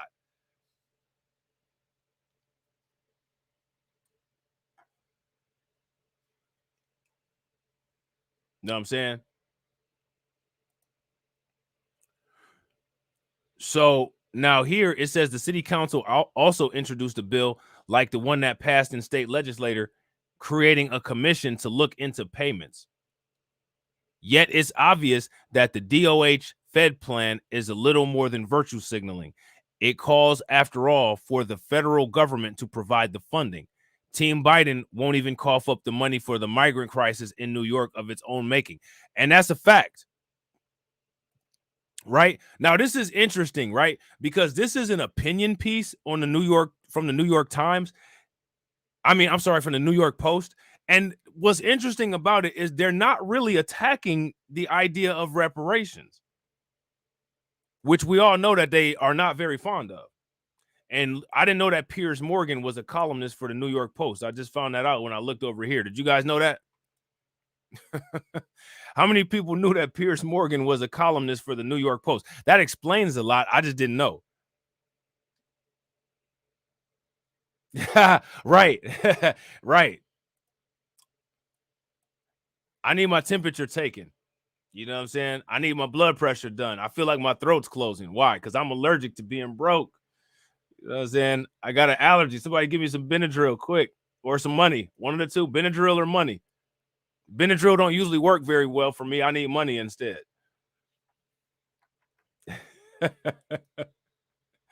Man, that's hilarious. Real quick, ladies and gentlemen, if you guys could all take a moment and please smash the like button. We got 74 likes. and we got 66 people watching. Also, if you're not subscribed to the channel, make sure that you guys hit the bell icon and please share the stream to your social media. So now here it says, which means this call won't do much except like the one in California, stoke racial division. Well, that means that we should just shut up about it. We just shut up about it. Don't worry about it. Keep getting bit up by dogs for having a missing mud flap.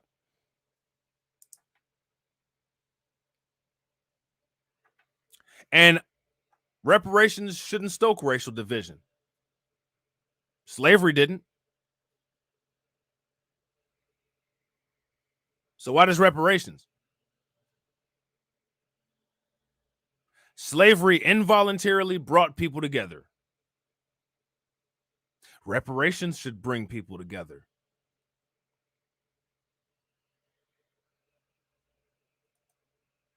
Besides, New York should be the last place to consider repayment. It outlawed slavery in 1827, decades before the Civil War. So what? Descendants of those people who lost all of their stuff are still there. Black people built the wall for Wall Street and didn't get paid. How many citizens today responsible for sins committed nearly 200 years ago? All of them. Every single one of them. Every one of them. Every single one. Because if every human being risks going to hell, or if every woman has pain as a result of pregnancy because of something that somebody said in the Bible about Adam and Eve, then that means that sins of fathers get passed down for way longer than 200 years. So based on your God, government, and country, according to that, it never ends.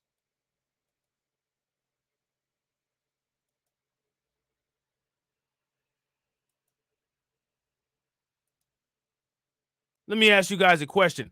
Aren't our lives today the result of the sins of Adam and Eve? And isn't that what these people believe in is Christianity?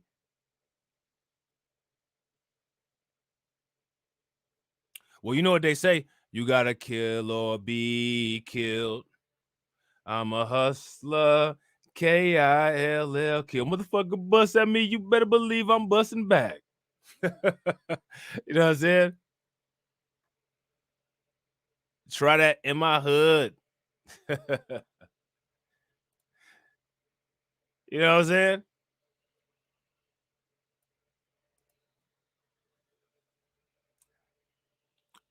Carlton Way said the white supremacist said, let bygones be bygones. Yeah. And then they bring it back up. Now, if we letting bygones be bygones, then I mean, why are we talking about skills that people learned in slavery? And apparently slavery affected people today if we're benefiting from those skills that we allegedly learned, right? According to DeSantis. So which one is it? You know what I mean? Which one is it? What are we doing here? Carlton Way said Adam and Eve was the original gender war. Nah, Eve was a pick-me, but then she got on some modern woman shit. Lilith was the Lilith and Adam was the gender war, and Adam lost. You know what I'm saying? That's why they had to get rid of Lilith. Lilith was doing entirely too much. They needed to scale it down. You know what I'm saying? Like Lilith was Eve on extra hard. You know what I'm saying? I said, nah, ain't nobody ever gonna beat this game. We gotta change this shit. We gotta change the levels on here. We gotta get her up out of here. We gotta put somebody else in the game. We gotta put somebody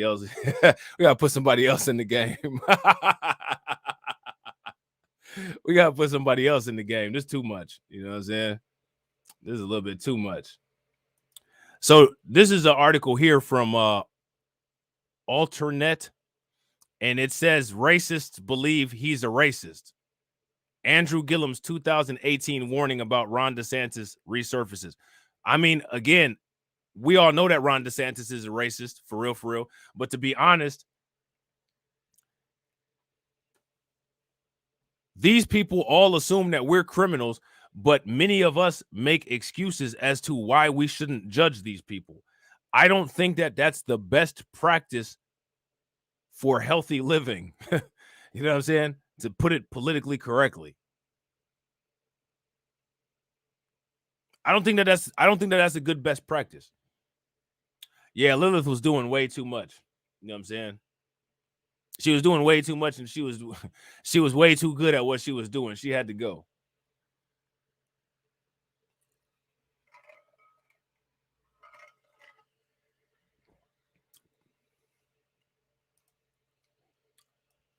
So now here it says the October 21st Florida gubernatorial debate between former Democratic Tallahassee Mayor Andrew Gillum and ex-Republican United States Representative Ron DeSantis was a slugfest between the two men, both of whom hope to win the chance to govern the country's third most populous state. Thanks to then-President Donald Trump's endorsement, DeSantis emerged as a formidable candidate by embracing Trump's Make America Great Again brand of right-wing populism. Gillum won his party's nomination over former Congresswoman Gwen Graham by running on a progressive platform, but he was unable to overcome DeSantis's consistent, albeit tight, lead in the polls. That resulted in a narrow DeSantis victory of 49.6% to 49.2% over Gillum in the November 6th election. A mere 32,463 votes constituted that 0.04% difference. Since taking office in January of 2019, the now two-termer DeSantis has increasingly embraced the most extreme elements of social conservative movement, which is exactly what Gillum warned would happen if Floridians elected him. Okay, hold on real quick. I'm about to pause this.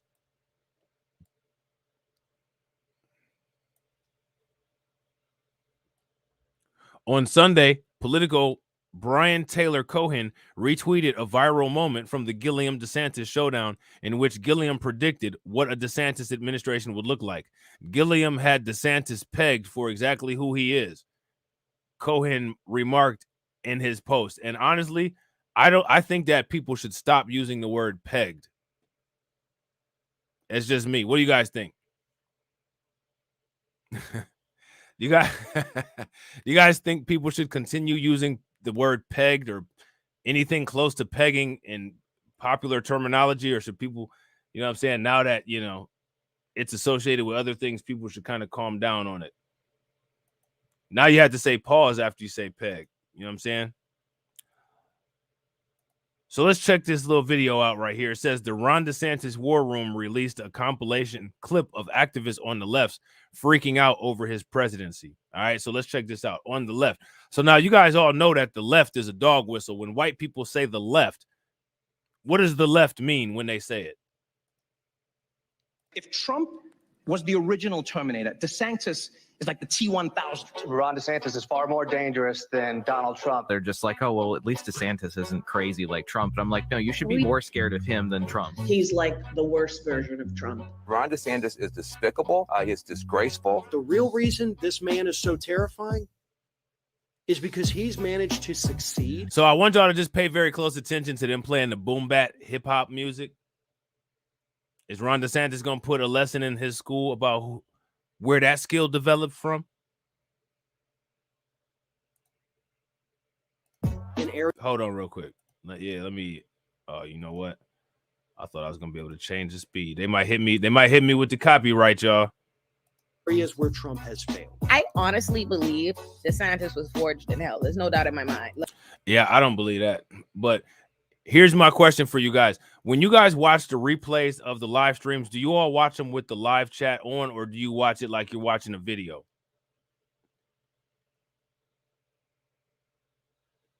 How do you guys use it? What format do you guys watch the replay in? Facts. MC Fact, fair use. But how do y'all watch the replays? Do y'all watch the replays with the live chat on, or do y'all watch it with the live chat off?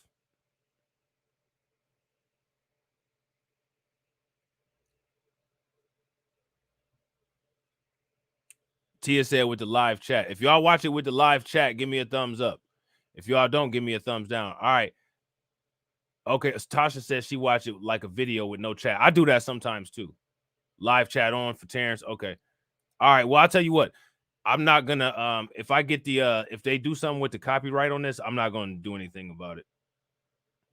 So I'm not gonna do anything about it. Shout out to the stream sponsors. I got enough stream sponsors to to sponsor the video, so I ain't about to cut it out. Y'all can keep the live chat. You know what I'm saying? Look at my face. We think DeSantis is more dangerous than Trump to some degree because he's less incompetent. If anyone out there thinks somehow he is any better than Donald Trump, then they don't know Ron DeSantis. If you thought Donald Trump was bad, you got another thing coming. He may actually be able to do a lot of the things Trump merely wanted to do but failed to do. DeSantis actually knows the system. This guy is worse than Trump. DeSantis is shrewd, ruthless, and ambitious. He's delivered more cruelty than Donald Trump. He's smarter than Trump. I think we all kind of recognize this. He's a lawyer. He's Harvard and Yale trained and educated. He's not a stupid man. I mean, like, here's my thing. Like, really? I mean, like, man, it is so funny. I mean, is anybody going to drop down to their knees and start worshiping DeSantis?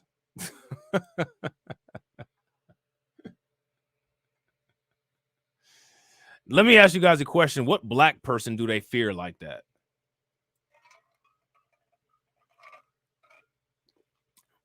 I don't know who they fear like that right now, but I can tell you one who they're gonna fear like that.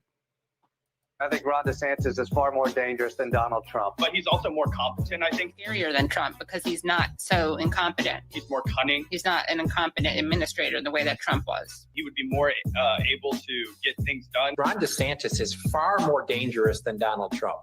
Far more dangerous than Donald Trump. Far more likely, if he becomes president, to successfully implement a lot of these horrible and disastrous ideas. DeSantis is quite clever. Part of his cleverness is that he got the... So, like, what I want you guys to understand is that this right here is nothing more than like a shaft stroking advertisement.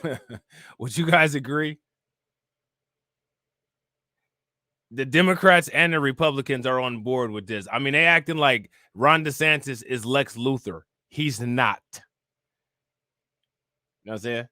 Like, let's just be like, can we take a moment and reset? He's not Lex Luthor. He's not Darkseid. He's not anybody.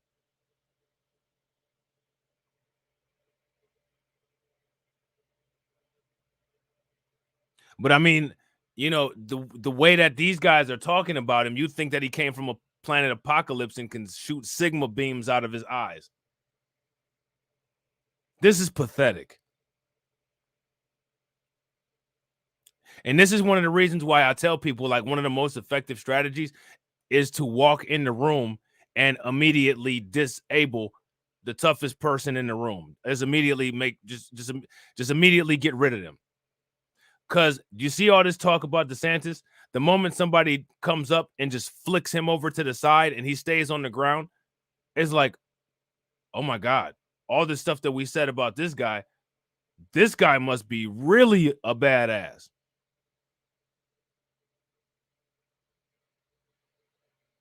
How many people saw that movie Knock Around Guys? It had Vin Diesel in it. You guys remember when Vin Diesel went into that pool hall and he was like, where's the toughest dude in town? And he was like, right here. And then he just beat the brakes off of that dude and was like, I guess I'm the toughest guy in town now. And then walked out of the bar. That's what you do.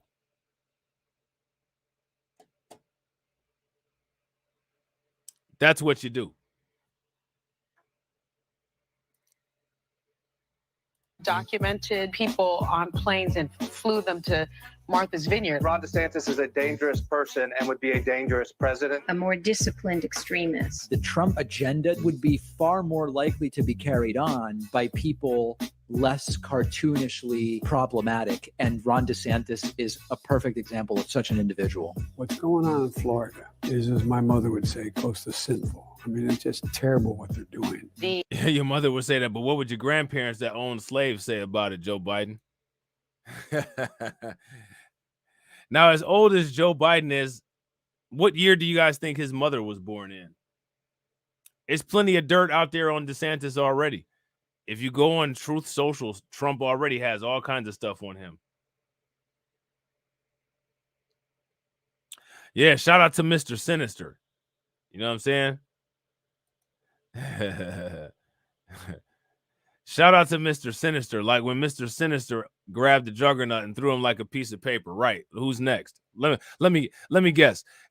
Let me guess. You're gonna get Colossus. You know what I'm saying? Like, you know.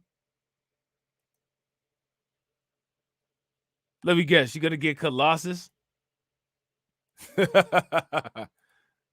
The most right-wing edgelord person you've ever seen on the internet and make Donald Trump seem kind of chill. Now, I'm not trying to be funny, but you know, they talk about people in certain hairdos. Anytime you see this like comb over with this shaved on the side, and like it's not just black women that wear that, it's white women and Asian women. This is a lot of women wear this kind of style of hair. This shave on the side here. Some of these people will have it shaved on the side like a fade, and then on the other side, it's like two-faced. Like the other side is just like long traditional hair. That's a red flag. Remember how I told y'all healthcare is a red flag? This shit right here is a red flag too. Seen on the internet and make Donald Trump seem kind of chill. DeSantis is such a dark character. He's somebody who brings DeSantis isn't a dark anything. Do you guys hear this?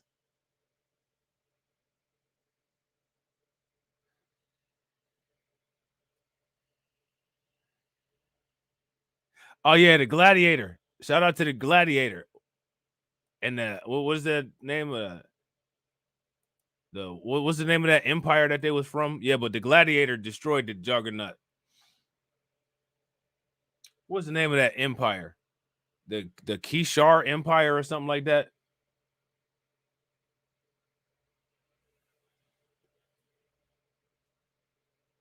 Yeah, that's a lot of different kind of haircuts. The feminist is one of them. That's the feminist haircut.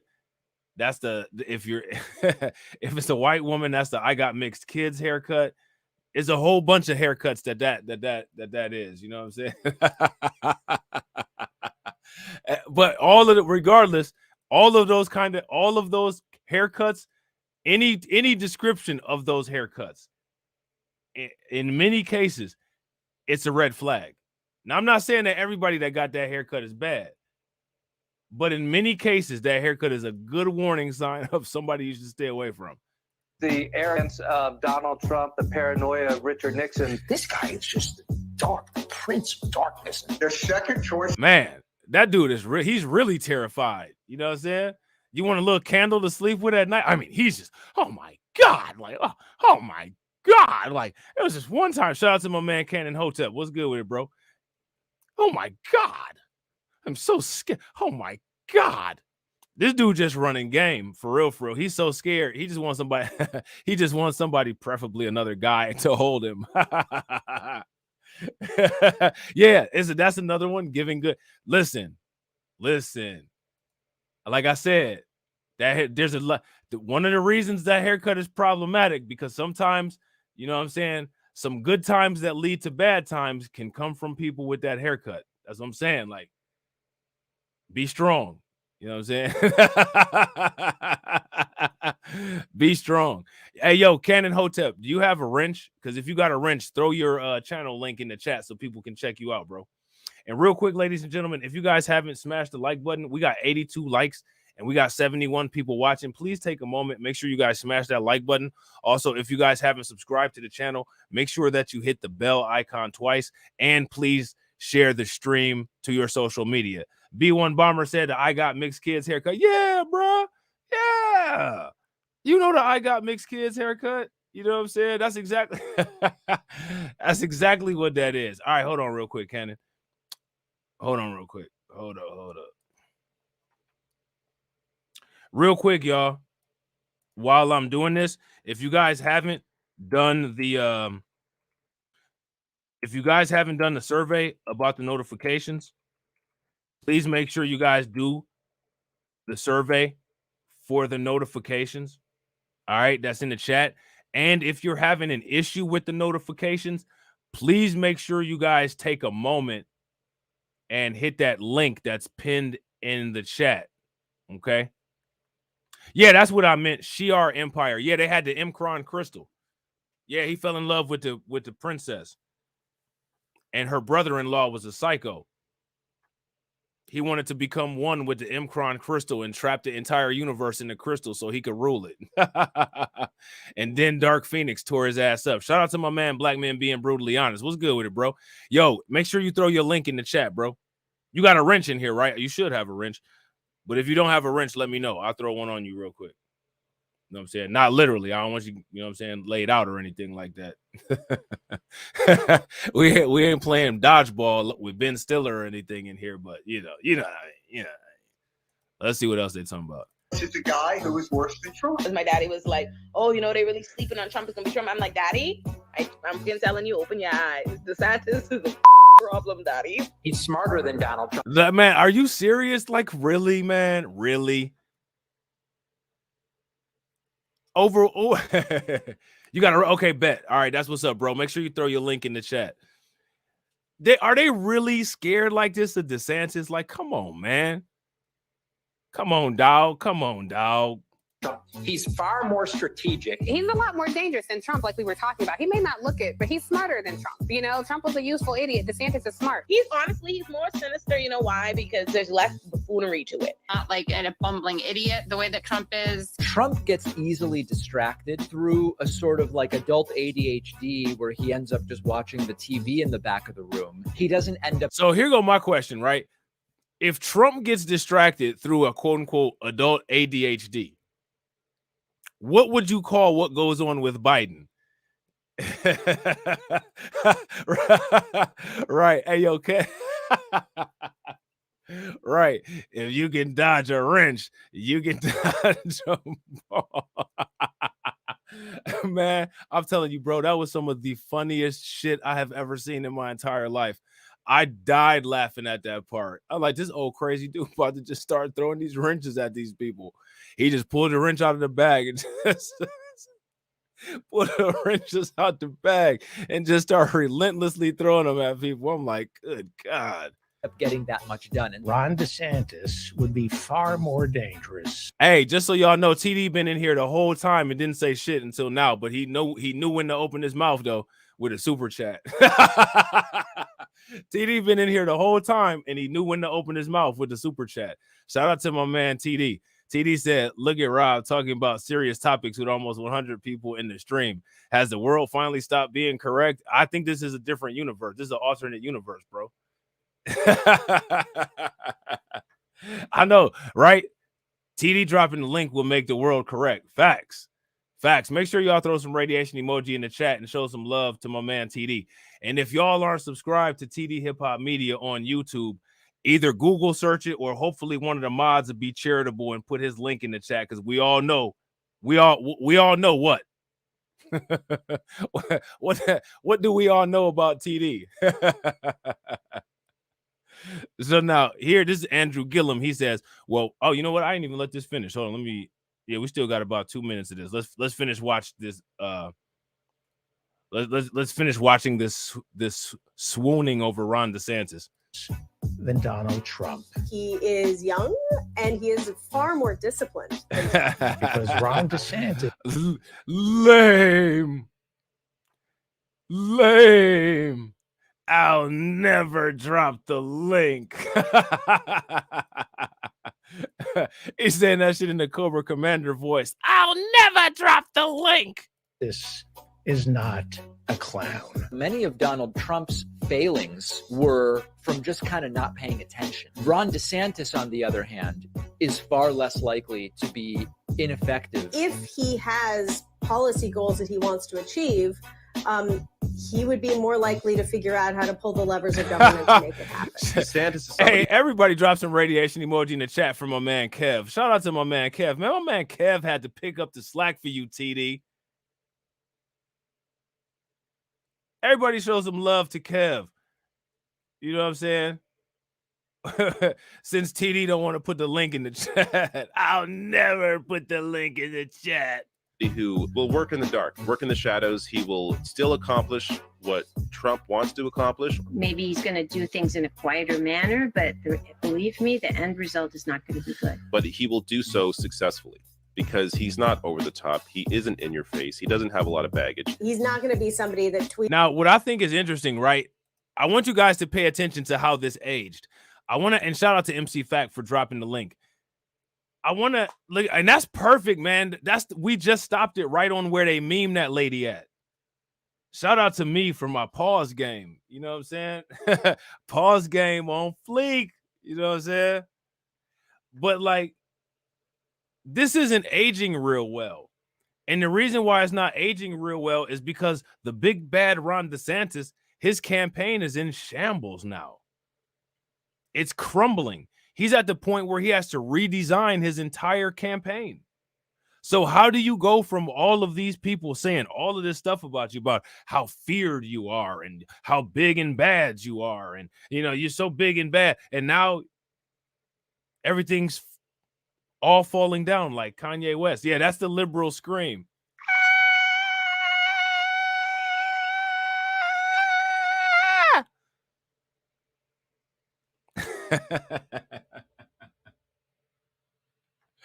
That's the liberal scream. That's TD saying, I'll never put the link in the chat.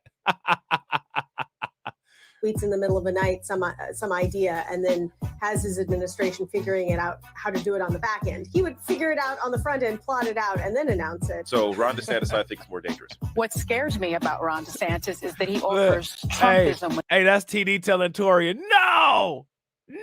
Torian, like, put the link in the chat. TD, like, no. About Ron DeSantis is that he offers Trumpism without Trump. He's more savvy, he's more coy, and he doesn't have the pitfalls that Donald Trump does. Ron DeSantis is worse than Donald Trump. DeSantis is an even greater threat to democracy than Trump. He's a threat to our democracy and he's a threat.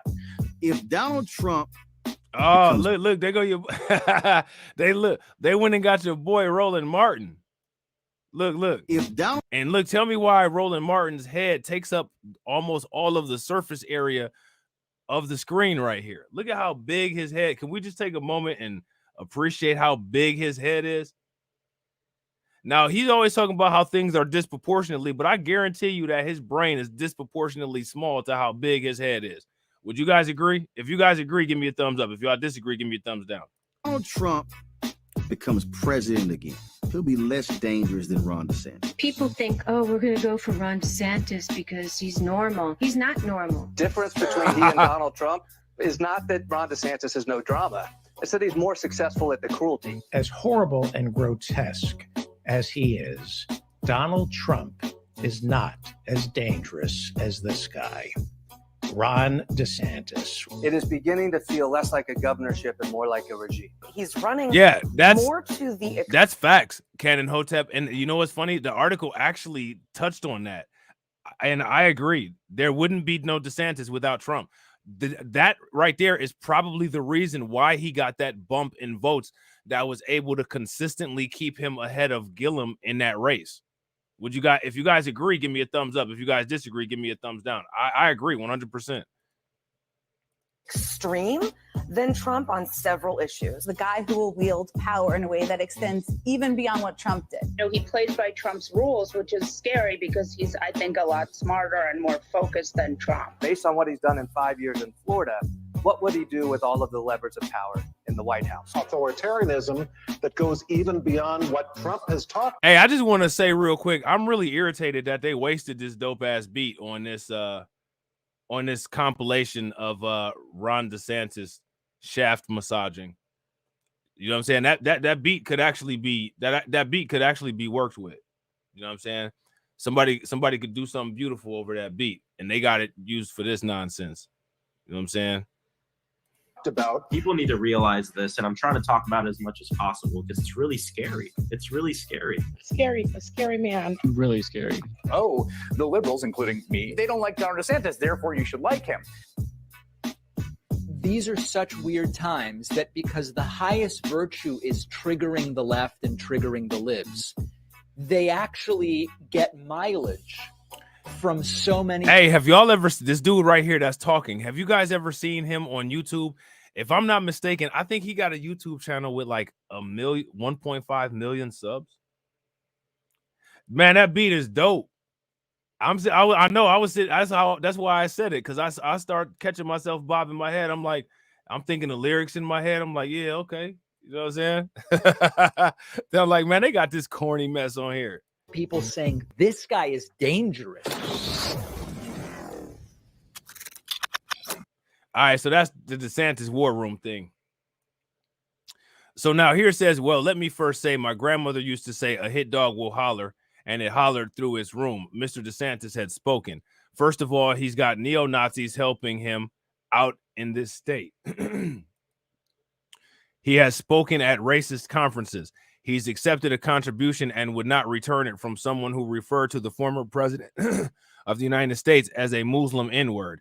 When asked to return the money, he said no. He's using that money right now to fund negative ads. Now, I'm not calling Mr. DeSantis a racist. I'm simply saying racists believe that he's racist.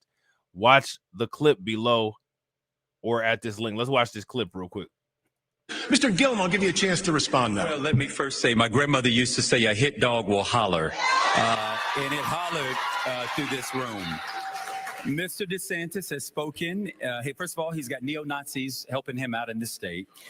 He has spoken at racist conferences. He's accepted a contribution and would not return it from someone who referred to the former president of the United States as a Muslim N-I-G-G-E-R. When asked to return that money, he said no.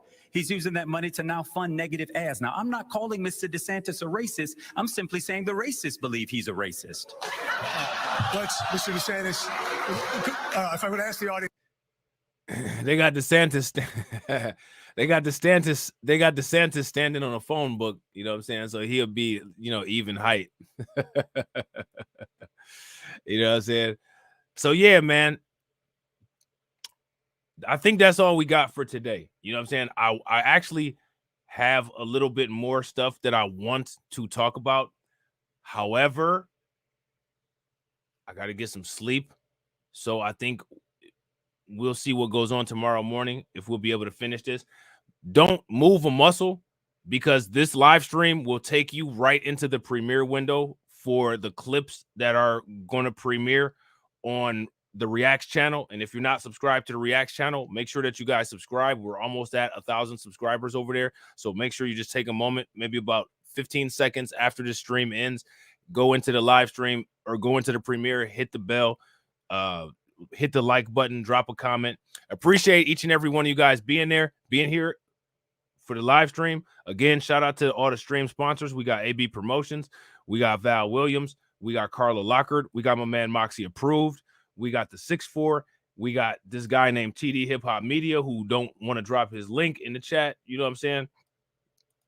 And shout out to everybody that's a content creator that came through and watched. We got Tori and Rain, we got Cannon Hotep. Make sure y'all go check them out. Check out Moxie, check out TD. If it's anybody that Black Men Being Brutally Honest, make sure y'all check out Kev's channel. And I will catch you all on the next video. All right, peace.